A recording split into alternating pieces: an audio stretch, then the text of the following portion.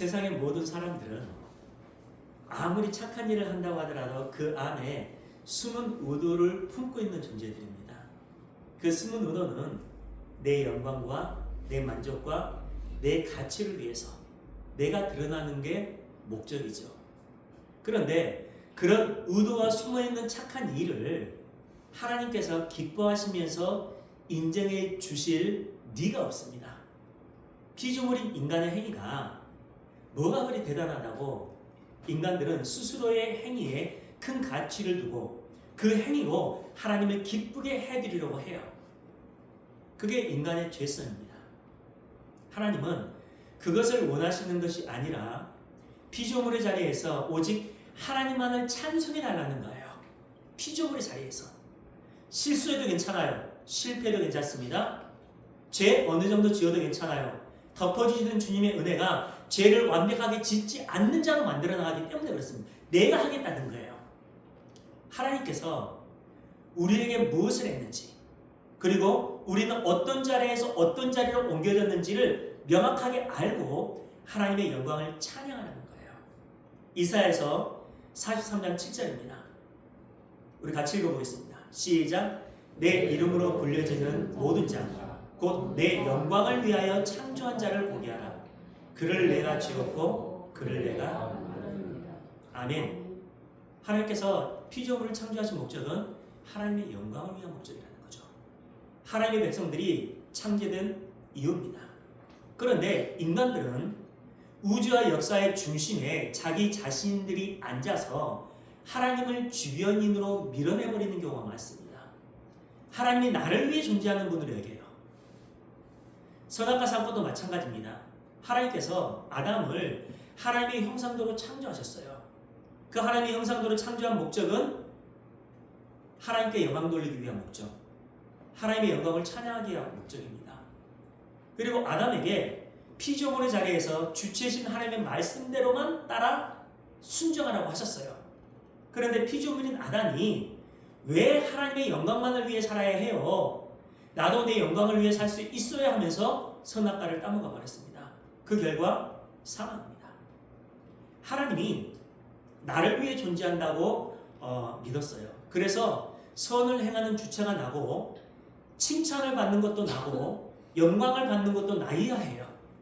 결국 구원을 받는 것도 나이야 하고 하나님은 주변인으로 계시면서 나를 도와주는 분으로 여겨요. 그게 수많은 개혁교회의 성도들의 모습입니다. 그들의 모든 신앙생활의 본질은 자기 자신의 구원에 있어요. 한번 생각해 보세요. 그것은 굉장히 무서운 것입니다. 그게 가짜 기독교예요, 여러분. 우리가 피조물의 자리에 앉아서 하나님의 위대하심을 드러내는 그 자리에서 하나님은 영광을 받으세요. 그랬을 때 하나님은 높아지고 우리는 낮아지는 자리로 가게 되었어요. 왜요? 하나님의 영광을 드러내는 자로 만들어졌기 때문에 그렇습니다. 그때 성도에게서 나오는 게 하나님의 속성인 낮아짐의 승리가 나오게 되었어요. 세상의 삶의 원리 안에서는 높아져야지 승리인데 하나님 나라의 삶의 원리 안에서는 낮아져야지 승리죠.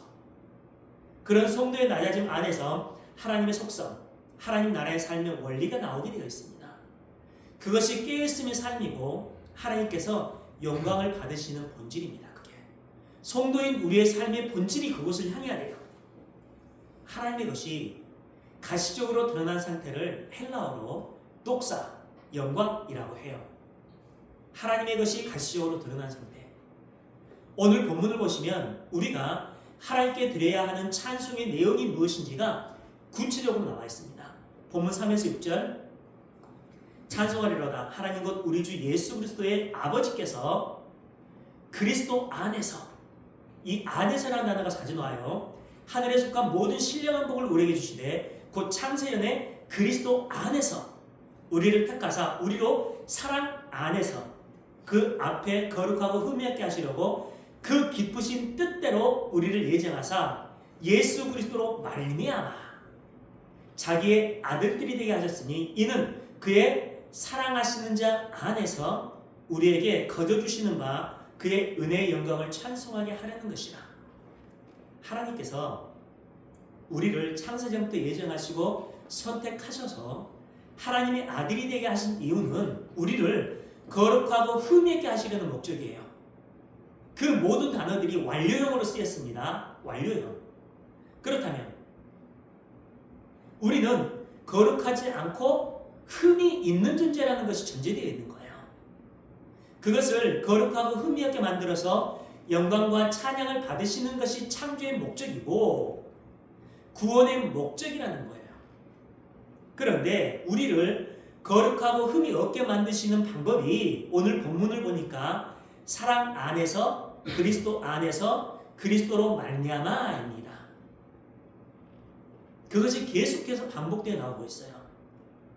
즉 성도의 제사함과 구원은 예수 그리스도의 은혜라는 구조 안으로 들어가서 거룩하고 흠이 없는 자가 되는 거예요. 우리의 구원이 어떻게 이루어졌어요? 여전히 죄를 갖고 있는 존재가 그 하나님의 은혜라는 구조 안으로 들어가잖아요. 그게 덮어주심의 은혜라고 했잖아요. 우리의 구원은 그 구조 안으로 들어가는 거예요. 여기서 가장 중요한 것은 하나님과의 올바른 관계인데 그것이 구조 안으로 들어가는 상태예요. 그래서 이미 아들이 되게 하셨다는 완료형에서부터 시작되는 겁니다.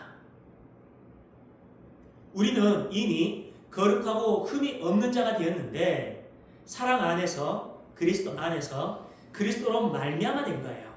그 결정된 목적지를 향해 가는 과정 속에서 구원의 은혜가 얼마나 중요한지를 가르쳐주기 위해 죄라는 것을 잠시 우리에게 허락해 주시는 거예요. 그러니까 우리는 어떻게 해요? 하나님의 구원의 은혜, 우리를 덮어주시는 그 그리스도 안으로 이끌어 나가시는 그 은혜가 얼마나 귀한지를 우리는 배우고 가면 되는 것입니다. 그 과정 속에서 하나님의 은혜 안으로 들어가도록 이끌어 가시는 거예요. 하나님이. 그것을 성화의 삶이라고 합니다. 성화의 삶.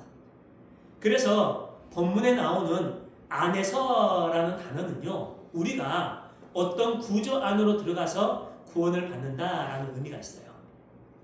그래서 바울 서신을 보시면 그리스도 안에서, 주 안에서, 예수 안에서라는 단어가 계속해서 반복되어 나옵니다. 바울은 그것을 은혜라고 하고 그 은혜는 거저 주시는 바라고 합니다. 여기서 거저라는 단어는 내가 아무것도 하지 않았는데 그냥 잉여로 선물로 주어졌다라는 의미잖아요. 이처럼 하나님께서 우리를 선택하셨다는 이유 하나만으로 우리는 이 모든 것을 거저 받게 되었다는 겁니다. 그게 덮어주시는 은혜예요. 그게 그리스도 안에라는 구조입니다. 그러니까 우리가 하나님 앞에서 얼마나 귀한 존재인지를 명확하게 알아야 해요. 그 은혜를 깨닫지 못한 사람들의 공통점은 그 은혜를 명확하게 깨닫지 못한 자의 공통점은 성경을 문자체로만 보는 오류를 범하게 됩니다. 성경은 문자로 쓰여 있지만 사람의 언어로 쓰여 있지만 제한된 사람의 언어로 쓰여져 있지만 문자층으로만 이해하면 안 되는 책이 성경이에요. 성경은 위에 문자층이 있고 그 아래에 그 문자가 담고 있는 하나님의 묵시, 메시지가 담겨져 있어요. 그런데 성경을 문자로만 보면 큰 문제가 발생하게 됩니다. 그 대표적인 인물들이 루소와 간디라는 인물들이에요. 루소는요, 성경을 100번을 정독을 했습니다. 그 정도 정독을 했으면 그리스도인이 될 만한데 그는요, 나는 왜 그리스도인이 아닌가라는 책을 썼어요. 그가 성경을 100독을 정독했던 결론입니다. 성경을 문자로만 보면 이런 오류를 범하게 돼요. 간디는 어떻습니까? 힌두교인이었죠. 아침에 일어나면 가장 먼저 했던 게 성경을 읽는 거였어요. 그리고 그의 삶 속에서 상상수훈을 철저하게 지키면서 살았던 사람이었습니다. 그러나 간디 역시 성경을 문자처럼만 바라봤던 거죠. 그렇게 성경을 문자로만 보는 사람들은요, 성경을 통해서 뭘 발견하냐면 이걸 하면 복을 받고 이거 하면 저주받고 이거 하면 잘 살고 이거 하면 못 산다는 법으로만 이야기를 하게 돼요. 거기서 나타나는 건 뭐죠? 두려움, 떨림. 그래서 내가 힘들어 죽겠는데도 그 두려움 때문에 열심히 행하는 거예요. 성경에서 얘기하는 하나님 것들을. 거기서 나타나는 게 뭐죠? 분을 품습니다. 내가 하기 싫고 하기 어려운데 정말 먹고 살기도 힘든데 성경에서 그걸 하라는 법으로 우리에게 던져주니까 이거 하지 않으면 저주받을까봐 열심히 행하다 보니까 우리 속에서 분이 일어나요. 꾹 참고 있습니다. 근데 그분이 사람의 몸을 입고 이 땅에 오시면 어떻게 해요? 십자가 올려서 죽여버려요. 그게 유대인들이었습니다. 서기관과 바리새인들. 성경을 문자처럼 바라보면 이런 문제를 발생하게 됩니다. 하나님의 백성은 그 문자층에서 그 안에 담겨져 있는 메시지, 하나님의 묵시 속으로 들어가는 게 굉장히 중요해요. 누가 해요? 성령 하나님의 내주하시니. 예수님은 성경이 모두 예수에 대해 기록한 것이라고 말씀하고 있어요. 즉 성경을 문자층에서 하나님의 묵시 안으로 들어간 성도는요, 그 문자를 통해서 예수님을 읽어낼 수 있게 돼요. 나를 위해서 어떤 일을 하셨는지, 나를 어떻게 이끌어 나가고 있는지, 어떻게 완성시켜 나가고 있는지 그 예수님을 읽어낼 수 있습니다. 따라서 성경을 예수님으로 해석되지 않으면 어떤 해석도 오류이고 곡해입니다. 거짓 선지자들, 적그리스도들이 그 하나님의 말씀을 이런 식으로 미혹을 합니다. 결국 성경이 진의는 성령께서 임재하신 성도에게만 문자층을 넘어서 하나님의 묵시 안으로 들어갈 수 있게 만들어요. 이끌어 나갑니다. 그들은 성경을 보면서 그 안에서 하나님의 은혜를 보게 되고 그 하나님의 은혜는 예수님과 십자가로 결론이 나요.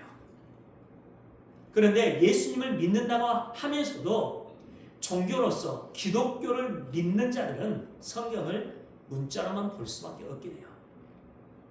그러다 보니까 어떻게 해요? 하나님의 사랑과 은총 가운데 살다고 하면서도 그 안에서 시기하고 질투하고 죽이고 합니다.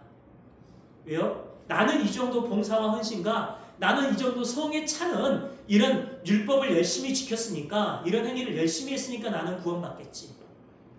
저 인간은 나보다 부족하니까 구원받지 못하겠지. 나는 함부로 해도 돼. 이게 시기와 질투로 나타나는 거죠. 성경을 문자처럼만 바라보면 이런 오류가 생기게 됩니다. 그래서 그들은요, 성경 전체를 하라, 하지 말라는 법으로 보게 돼요. 성경은 예수님의 십자가와 하나님의 은혜로 완성된 하나님 나라의 백성에 대한 기록되어 있는데, 그 성경을 문자로만 보게 되면 법적인 교훈이 담겨있는 도덕책으로만 바라보게 돼요. 그것이 눈과 귀에 할례를 받지 못한 자들의 오류입니다. 성경에 나와 있죠. 하나님께서 선지자들을 보내시면서 이스라엘의 눈과 귀를 막으라고 하신 이유가 무엇일까요? 이스라엘의 눈과 귀를 막으라 라고 하잖아요. 성경이. 세상적인 힘의 원리 안에 살아가고 있는 인간들이 하나님의 말씀을 들으면 그 말씀을 문자층으로만 인지하기 때문에 그 자체가 눈과 귀가 막힌 상태라는 것을 선언하고 있는 겁니다. 율법주의, 유대주의처럼 하나님의 계시를 문자로만 바라보는 자들은 모두 죽여버리겠다라는 의미예요. 사망으로 갈 수밖에 없다. 하나님의 말씀 속에서 하나님의 은혜와 사랑, 예수님과 십자가를 듣지 못하고 안 지키면 죽인다는 사탄의 음성을 듣는 자들은 하나님의 은혜 밖에 있는 자들이라는 것을 드러내시는 말씀이에요. 그러니까 여러분, 같은 교회 안에서 예배 자리에 있는다고 해서 모두가 하나님 나라의 백성이 아니라는 거예요. 그들은 반드시 주역에 넣어버리겠다는 의지의 표명입니다. 하나님은 전 역사를 아우면서 당신의 백성들과 유기된 백성들을 하나님의 말씀으로 구별해내고 계셔요. 세상에서 예수님을 믿지 않은 사람들은 제외하고, 그들은 이미 구원받지 못한 자들이잖아요. 그들은 제외하고, 그러나 그 안에서 예수를 하나님의 예정 가운데 있는 자들은 있어요. 그들 이외에 하나님의 예정 밖에 있는 자들, 그들은 제외하고 교회 안에서 구별이 일어나게 되는데, 하나님의 말씀이 선포되면 그것을 법으로 받아들이면서 행하자고 하는 자들이 눈과 귀가 막힌 자라는 그 구별이 일어납니다. 그 안에서. 그런데 거기에서 나는 죄인입니다, 나를 떠나소서 라고 하는 성도가 눈과 귀가 열린 자들이에요. 사도 바울의 고백이죠. 왜냐하면 그 자리에 예수님의 은혜와 사랑이 들어가면 허다하게 많은 죄가 드러납니다. 우리 속에 있는 근본적인 죄, 인간의 힘과 능력으로도 해결할 수 있는 그 죄의 근본적인 것들이 나타나게 되어 있어요. 그리고 그들에게 예수님만이 필요한 예수님의 필요성이 그들의 삶 속에 드러나게 됩니다. 그러니까 그런 성도의 삶 속에 하나님의 말씀은 절대적으로 작용하게 되어 있어요. 그래서 사탄은 하나님의 말씀에 순종하지 못하도록 눈에 보여지는 것과 나타나는 행위에 집중하도록 미혹합니다. 눈에 보이는 문자처럼 바라보게 만들어요. 하나님은 말씀에 순종하라고 하시는데 사탄은 눈에 보암직도 하고 먹음직도 하고 지혜롭게 할 만큼 탐스러운 것을 본질로 해서 살라고 미혹을 합니다. 그게 사탄의 미혹이에요. 그게 교회 안에서도 편만하게 퍼져 있습니다. 한번 생각해 보세요. 아담이 하나님의 말씀을 문자적인 보급부로만 생각했을 때 어떤 일이 일어났습니까? 아담에게 선악과를 따먹지 말라는 법이 주어졌어요. 근데 그것을 문자적인 법으로만 생각했을 때 아담은 하나님을 떠납니다. 하나님을 떠나요. 문자적으로 해석하는 그 개념은요, 내가 주체가 되어서 인간의 지식과 인간의 사상과 인간이 겪었던 삶의 경륜 안에서 나오는 개념이에요. 그것으로 규정합니다. 문자처럼 해석을 하면. 그리고 그것으로 규정을 해버려요. 그리고 만들어낸 개념입니다.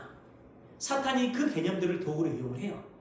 그러니까 그 지옥은 하나님이 보내시는 것이라기보다 하나님의 말씀을 문자적으로만 받아들이는 자들이 스스로 하나님을 떠나서 자신을 지옥에 던져버리는 거예요. 선악과를 먹지 말라는 하나님의 명령은요, 먹으면 죽이겠다에 초점이 있는 것이 아닙니다. 선악과를 따먹지 말라는 하나님의 말씀은 너희는 내 명령을 지킬 수 없다고 할지라도 내 용서와 은혜가 너희에게 임해서 너희가 살게 될 것이란다. 그것이 거저 주어지는 생명나무란다. 이것이 선악과와 생명나무가 담고 있는 메시지예요. 그 하나님의 메시지가 우리 삶 속에 명확하게 떨어지면 어떻게 되죠? 나는 죽을 수밖에 없는 존재인데 나로 인해서 영원한 생명나무의 과실을 먹겠구나 하는 그 은혜 안에서 그 하나님을 영원히 찬양하는 자리로 가게 되어 있어요. 그게 영광 돌리는 성도의 삶입니다. 먹지 말라고 하시면서도 하나님의 은혜를 알라고 동산 중앙에 심어 놓으셨던 것입니다. 아담과 하와는 선악과를 먹을 수밖에 없는 존재였어요. 근데 하나님이 이유 없이 그들을 덮어줬죠. 그렇게 덮어주심으로 인해 혼인잔치가 일어납니다. 하늘에서. 그것이 선악과와 생명나무가 담고 있는 메시지예요.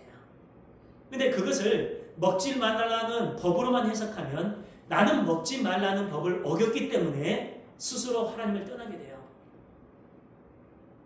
사탄이 그렇게 이끌어갑니다.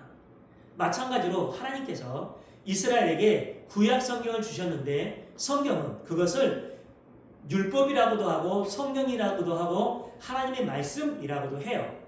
그 안에는 하지 말라는 명령이 굉장히 많이 들어있습니다. 그리고 그것을 지키지 않았을 때 저주를 받을 것이라고 무서운 경고를 항상 합니다. 그러나 구약의 율법과 제사, 구약 성경이 인간에게 지키라고 주어졌던 것이 아니에요. 바울은 그것을 지키라고 주신 것이 아니야. 그것을 지키려고 하면 반드시 죽음이야 라고 했는데 그것이 바울 서신의 중심 메시지입니다. 그렇다면 율법과 제사를 주신 이유가 있을 거잖아요. 그것이 선악과와 생명나무입니다. 율법이 선악과예요. 율법이. 지켜. 안 지키면 무릇하부터 반드시 죽는다라는 말이죠. 그런데 이스라엘이 지키지 못했습니다. 모든 인간은 지키지 못합니다. 그때 하나님께서 내 사랑하는 아들 예수를 보내서 너희의 모든 죄를 대신해서 대신제사를 지냄으로 인해 예수님의 몸을 제물로 해서 대신제사를 지냄으로 인해 너희들은 살아나게 된단다. 그 생명나무 과실은 값없이 먹혀지는 것이라는 사실을 가르쳐주는 것이 율법과 제사이고 선악과와 생명나무입니다. 그 이야기를 하고 있는 거예요. 근데 이스라엘, 유대인들이 율법과 제사, 구약 성경을 문자로 받아들여서 지키려고 했어요. 그랬을 때 주님이 답답해서 육신을 입고 세상에 내려오셔서 율법과 제사는 지키라고 준 게 아니라 그것을 통해서 내게 오라고 준 거라는 사실을 가르쳐 줍니다. 율법과 제사를 주신 분이 예수님을 믿으라는 것을 가르쳐 주기 위해 내려왔더니 문자적인 법으로만 지키고 있었던 그들이 뭐라고 얘기해요? 우리가 잘 지키고 있는데 왜 우리를 무시해요? 하면서 그분을 죽여버려요. 그게 유대주의입니다. 유대주의. 성경은 인본주의적인 사상으로 만들어진 개념 안에서 문자로 보게 되면 그런 일들이 반드시 일어나게 되어 있어요. 사탄이 그걸 인용합니다. 하나님께서 잠시 그걸 허용을 해요. 분별을 위해서. 그러나 그 사탄의 세력들은 어떻게 되죠? 다 사망의 음침한 골짜기로 떨어지게 됩니다. 여러분, 이 시대는요, 신본주의와 기복주의를 두려워하는 시대가 아닙니다. 그들은 벌써 가짜라는 게 드러났어요. 우리가 진짜로 두려워해야 할 것은 예수 그리스도의 은혜와 십자가가 빠져버린 개혁주의의 성화론이에요. 개혁주의 교회에서 열심히 외치고 있는 것이 뭐예요? 깨끗하고 정결하게 살자는 거죠. 도덕적, 사회적으로 착한 일들을 많이 하자는 것입니다. 거룩하고 순결하고 깨끗한 삶을 하나님께 올려드리자는 그 가르침입니다. 그런 것들을 많이 하는 것, 그게 하나님께 칭찬받는 것이고 큰 상급을 쌓는 것이라고 가르칩니다. 그래서 하나님의 언약 앞에 순종하는 삶이 아니라 사회적이고 도덕적으로 규정해 놓은 그 법을 지키지 않는 걸 죄라고 여겨요. 이 세상은. 그 안에는요, 예수님의 십자가 보혈의 피, 예수님의 은혜에 관한 설교는 하나도 들었지 않아요. 가끔씩 옷걸이에 옷을 걸듯이 걸기는 합니다. 그러나 그들이 외치는 본질은 그 예수 그리스도의 십자가의 은혜가 본질이 아니라는 거예요. 여러분들 사회개혁 열심히 하십시오. 사회봉사 열심히 하십시오. 이런 것들 많이 들어보셨죠? 그 안에 어디 예수의 십자가의 사랑과 은총이 있습니까? 여러분들 그런 것 조금 혹시나 못할 수 있어요. 그러나 주님의 사랑과 은총이 여러분들이 이끌어 나가면 여러분들을 그 자리로 이끌어 갈 겁니다. 이 정도는 괜찮아요.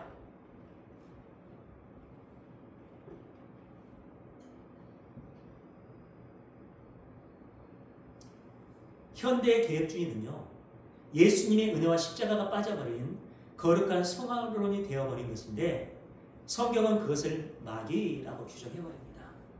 서기관과 바리새인들이 그런 삶을 살았어요. 모든 교회가 그런다는 건 아니에요. 그렇게 미혹 속에 빠져 살아가는 교회가 너무나 많다는 겁니다.